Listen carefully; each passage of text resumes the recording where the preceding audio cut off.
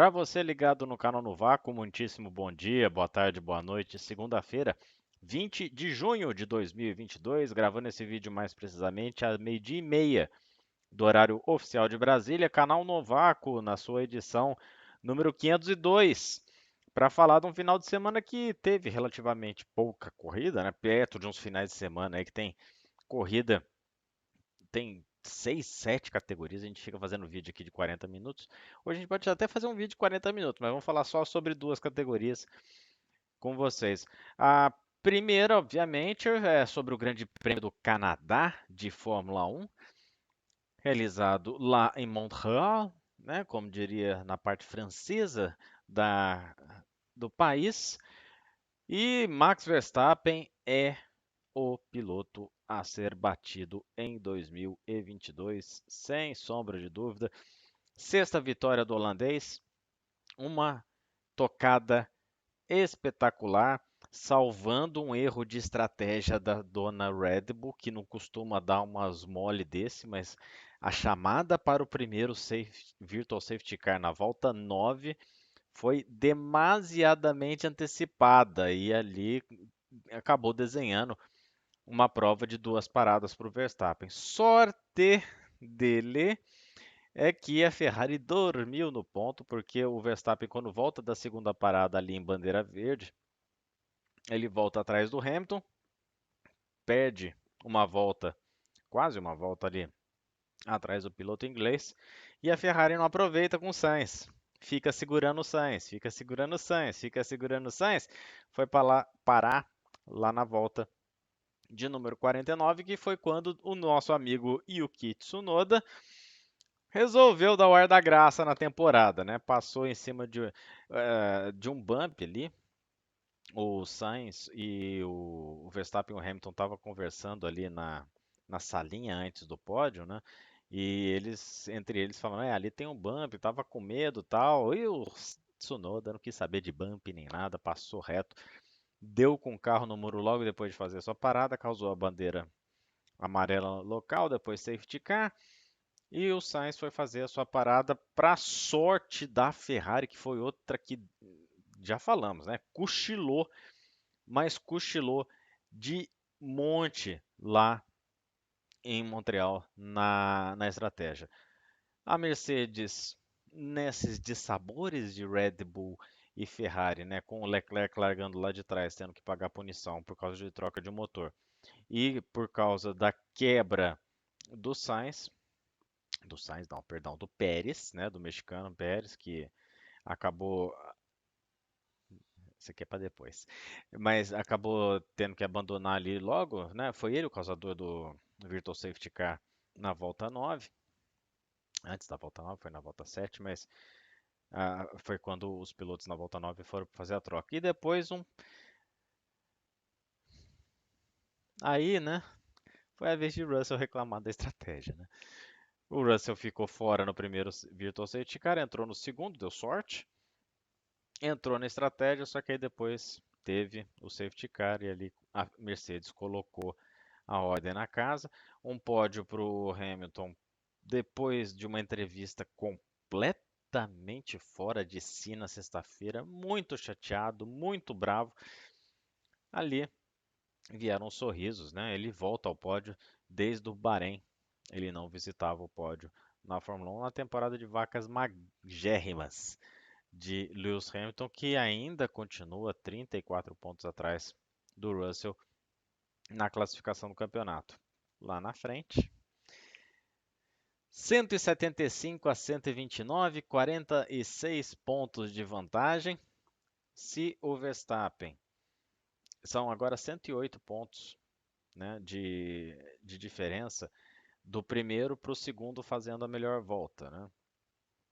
Ou do primeiro fazendo a melhor volta para o segundo, perdão.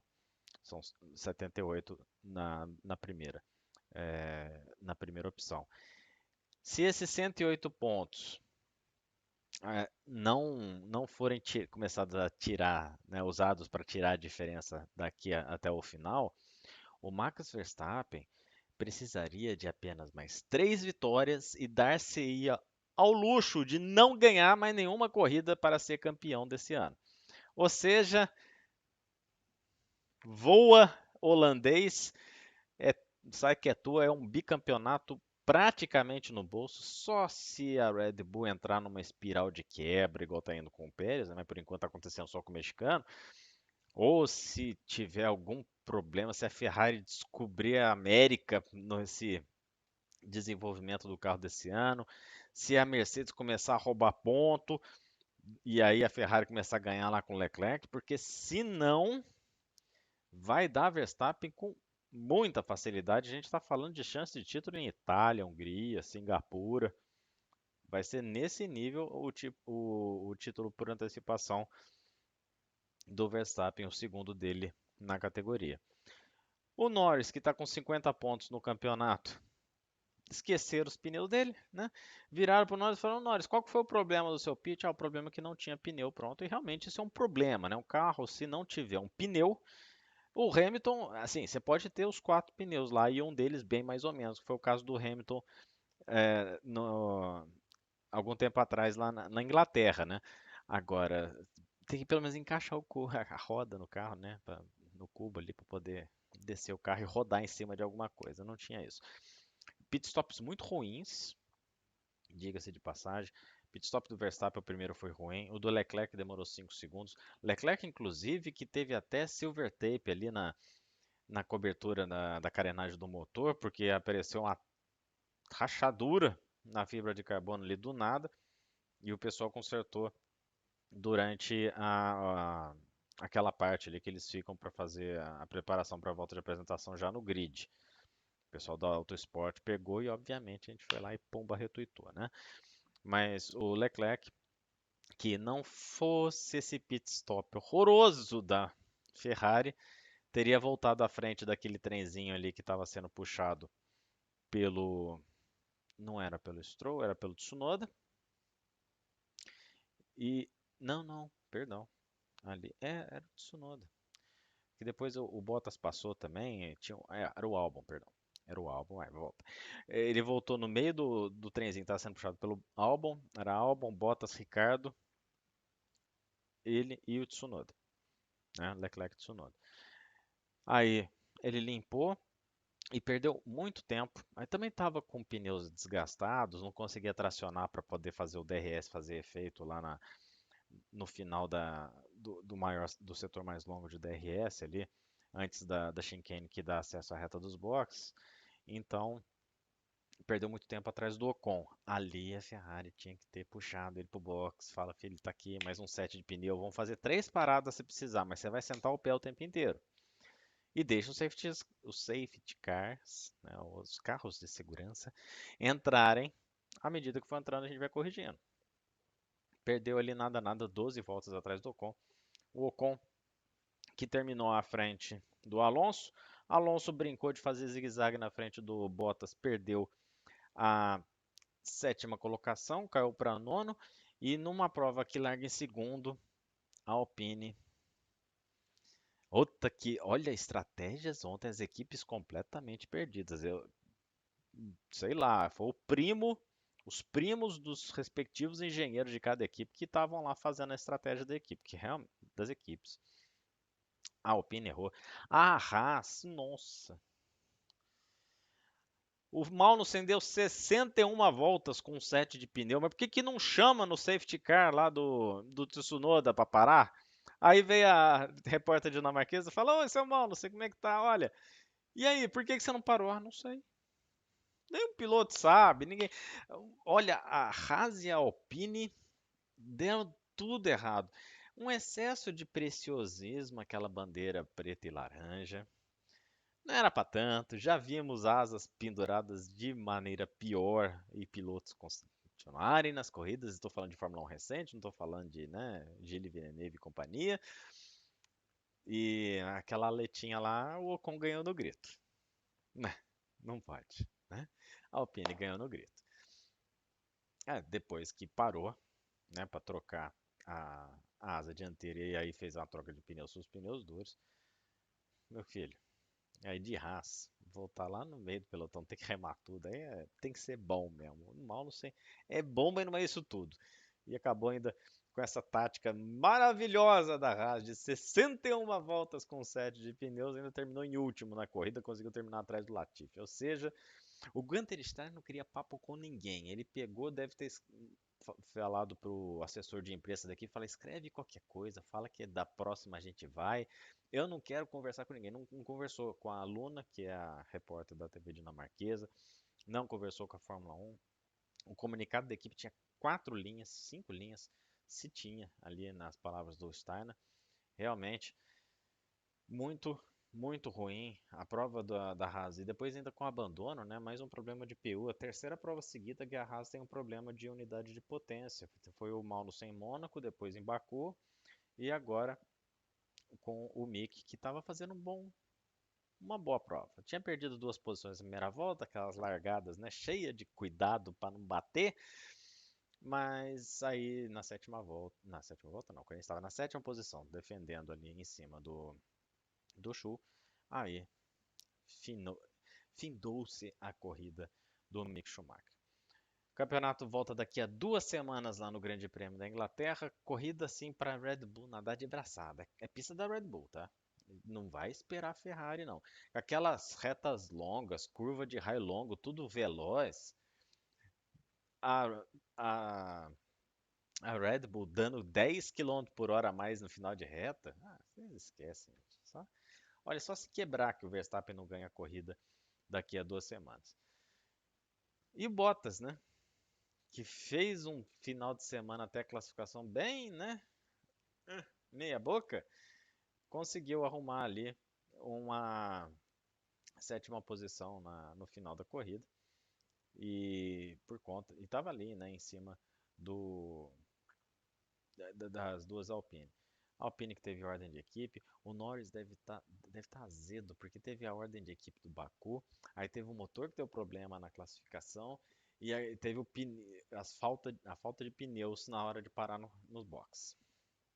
Você imagina como é que o Norris deve estar feliz da vida para continuar com a McLaren, né? Ele vai continuar, obviamente, mas tem DR. Teve DR ontem. E hoje também, né? No pós-corrida. E viagem longa do Canadá para Inglaterra nessa segunda-feira. No Campeonato de Construtores, a Red Bull quase 80 pontos na frente. Abre uma ótima vantagem, de novo, só se começar a quebrar. Ferrari e Mercedes-Benz ali mais ou menos pareadas, né? Porque muito em função dos abandonos do Sainz, que terminou em segundo ontem, bateu na trave de novo a primeira vitória dele. Tem 40 pontos ali de vantagem a Ferrari. E uma briga boa ali, né? Entre McLaren, Alpine e Alfa Romeo. Quem diria? 65, 57, 51. Para 13 provas por final ainda. É pouca diferença. E a AlphaTauri pode começar a pensar no substituto do Tsunoda, igual o Williams já pensou, que vai ser o Piastri, no substituto do Latifi. Latifi ontem, nem vou gastar mais um segundo. Tivemos a MotoGP lá em Sachsenring, na Alemanha, e, dá licença,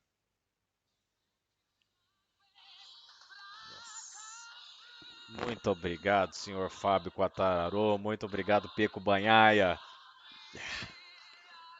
Tem que ter, tem que ter aquele Queen, porque é a segunda corrida consecutiva que a gente acerta o palpite da MotoGP. Apostamos em Fábio Quartararo, que de tudo ainda abre 34 pontos de vantagem para o Alex Espargaró, que não viu a cor da moto do Quartararo, só viu ali na volta de apresentação.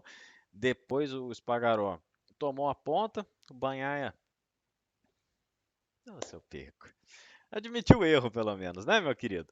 Tomou um capote e quando tudo se encaminhava para o primeiro pódio do Maverick Vinales com a Aprilia, a moto dançou. E o restante foi Ducati, né? Yamaha, Aprilia, Ducati, KTM, os 5 primeiros do campeonato. E na prova ontem, Yamaha e as duas Ducati no pódio e a Aprilia depois. Depois teve Luca Marini, em quinto e em sexto o Jorge Martin, em sétimo o Brad Binder, o Fábio de Antônio foi o oitavo, em nono o Miguel Oliveira, que está ainda em conversas com a KTM, não se arrumou ainda, e o Enea Bastianini, que já deu adeus para a disputa do título, são 72 pontos de desvantagem para Fábio Quartararo, é ponto para dar e vender. Falar em ponto, vamos falar da ausência deles, né? Primeira vez desde a França de 1900, Grande Prêmio da França de 1982, que a Honda não faz um mísero ponto numa corrida, 40 anos depois, com Rossi andando, com Barros ganhando, com Crivier, com Michael Durra fazendo Deus, fazendo todo mundo de gato e sapato. Ontem passou em branco, né? Nenhum pontinho. A pista que é a casa do Mark Marques na MotoGP, uma das casas do Mark Marques na MotoGP, a outra é Austin lá no Texas. O dono da pista não correu e o irmão dele, o Alex Marques e o nosso querido Stefan Bradl passaram longe dos pontos. Não deu para eles. E sei não, viu, se a dona Honda não precisa importar alguém. E quando eu falo importar alguém, é pegar, sei lá, um Rins. Tá lá, né? O Mir. Estão saindo da Suzuki. Já estavam falando meio que japonês misturado com inglês lá na Suzuki, né? Vai falar japonês meio que inglês misturado lá na Honda. Por que não? É. Mas o Paul Espargaró também, olha, vou falar pra você. Difícil mesmo a situação da Honda, muito complicada nesse campeonato. Vai ficar lá como quarta equipe, quinta equipe, se ficar. Acho que a Suzuki vai ter melhor que a Honda, mas de lavada. Isso que a Suzuki vai sair da MotoGP ao final desse ano. Senhores, ouso dizer já no Grande Prêmio da Alemanha desse ano, nessa altura do campeonato, Espargaró, Zarco, Bastianini, Brinder, feliz 2023, vai dar. Fábio Quartararo tá no mesmo esquema do Verstappen na Fórmula 1. Não tem para ninguém. Quartararo 90 é nota 100. Bom, ficamos por aqui nessa edição de hoje. A gente volta na quinta-feira, tem as nossas famosas prévias. Eu falei que ia ter NASCAR, né? Na quinta-feira não vai ter NASCAR na quinta-feira. Foi Dia dos Pais, teve feriado lá nos Estados Unidos. Foi uma bebedeira. O que teve de piloto da NASCAR no Twitter postando foto de cerveja foi uma grandeza. Olha, se aquilo desse gatilho em pessoa, eu acho que acabava o estoque de cerveja dos Estados Unidos, porque Kyle Busch, o Hart Jr. já aposentou, mas estava lá. Travis Beppel, o, o Eric Jones respondendo. Aí eles ficam respondendo entre eles: Ah, você tomou quantas? Ah, olha aqui a minha. Aí o Harvick pega, abre uma cerveja que patrocina ele. Ou seja, foi uma festa, um domingo aquático, né? Isso que não choveu, foi um domingo aquático etílico para os pilotos da NASCAR nesse domingo. Quanta cerveja, vai tomar cerveja assim lá? Nossa, olha, por isso que as empresas de cerveja patrocinam bem, a categoria paga bem, né? Porque olha que exposição de marca.